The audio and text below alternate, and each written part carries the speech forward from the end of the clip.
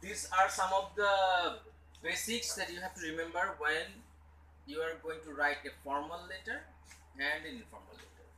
Listen, what you are going to write, it depends on the topic, and most of the cases the subject or the title itself will tell you what things to cover and what not to cover, right?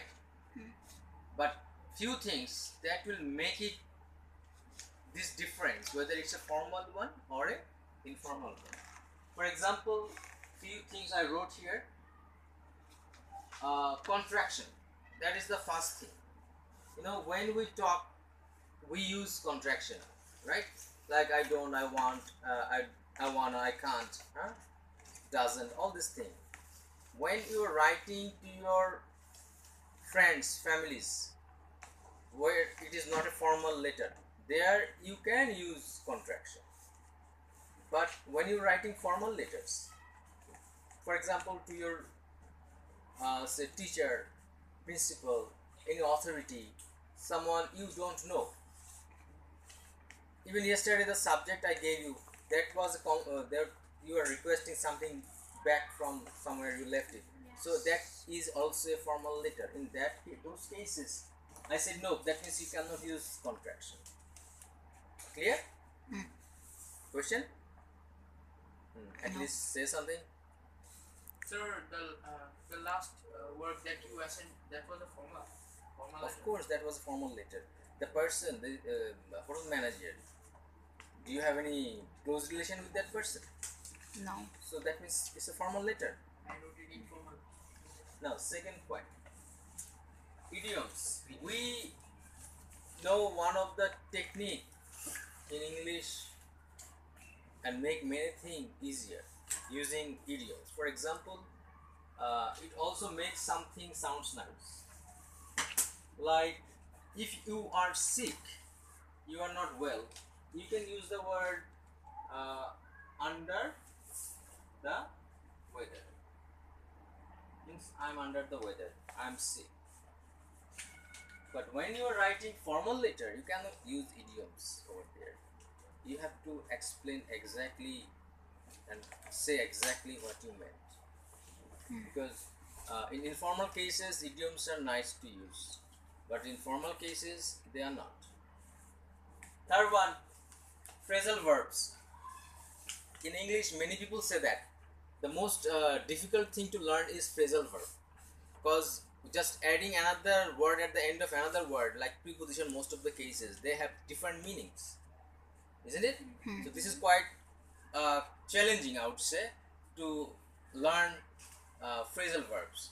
So phrasal verbs, like I gave here two example: find out and got up. These two are two phrasal verbs. So in informal writing, you can use informal verbs like these phrasal verbs, but when you are writing a formal letter, you should not.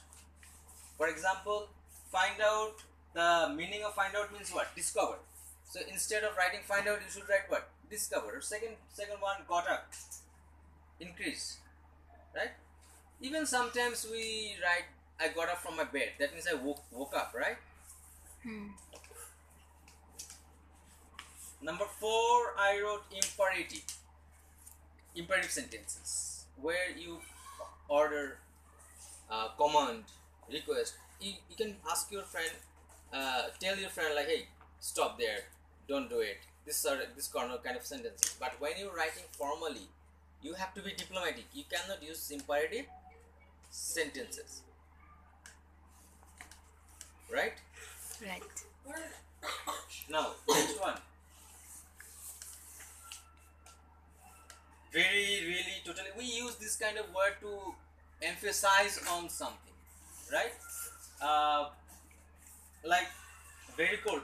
We have learned many words using the alternative without using very, didn't we? Yes, we did. So I gave one example here. For example, very cold. Instead of saying very cold, we can say it's freezing out there, right? Right. So something like this. Also, transition word. We use transition word from one sentence to another, or sometimes one paragraph to another, right? So transition words like on top of it is one transition word that can be used, but in informal writing you can use it, but in formal writing you should use more word furthermore this way. Another thing, TV, television, the short form is TV, we all know that. So this is, many words are like there, we use a short form. In informal letter you can use this short form, but in formal letters you have to use the full one. Instead of using TV, what you will write? Television, right? Okay. Number 7, I said exclamatory sentence. Actually most of the exclamatory sentences exclamation at their end, like the wow, wonderful, huh? All these things. In informal letters you can use exclamation mark, that is fine, but in formal letters you cannot. To your someone's superior or someone you are writing a formal letter, you cannot use all those exclamation mark there. Okay. So, Yes. so then instead of that, what will we use here? Make it assertive sentence. Okay. Most of the cases we will use what? Assertive sentences. There are 5 types of sentences we know, right? Yeah. And also instead of imperative sentence we also can use in a different way optative sentences.